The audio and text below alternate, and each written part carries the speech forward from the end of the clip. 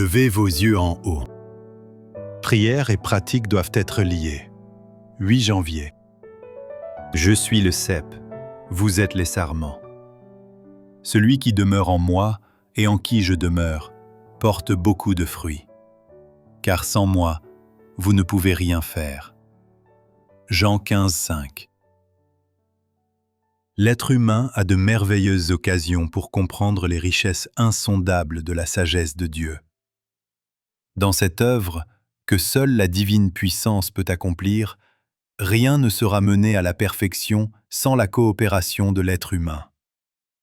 Le divin et l'humain se confondent, alors, comme dans la vie du Fils de Dieu.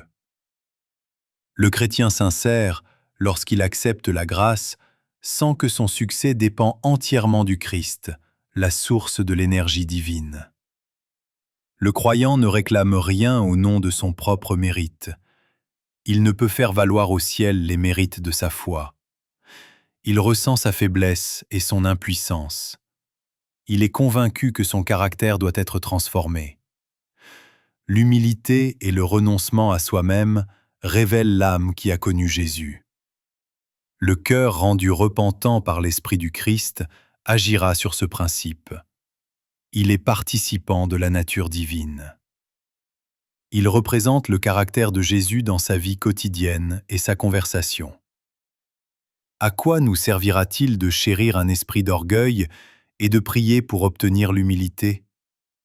À quoi servira-t-il de rechercher avidement l'amitié et les applaudissements du monde et de prier pour demander l'amour divin? À quoi servira-t-il de nous laisser emporter par un caractère passionné et de prononcer des paroles qui ne sont pas dignes du Christ, pour nous réclamer ensuite de sa patience? Ce n'est pas de cette façon que l'on veille en priant. La prière reste sans réponse car nous manquons de cette foi qui agit dans l'amour et qui purifie l'âme. Je vous le dis au nom du Seigneur. Si l'Église se lève par la force de Dieu afin de faire face à ses responsabilités et laisse agir toute la puissance de Dieu, l'Esprit du Seigneur sera déversé avec abondance. Certains qui se disent chrétiens ont besoin d'une véritable conversion. Ils veulent que Dieu les accepte.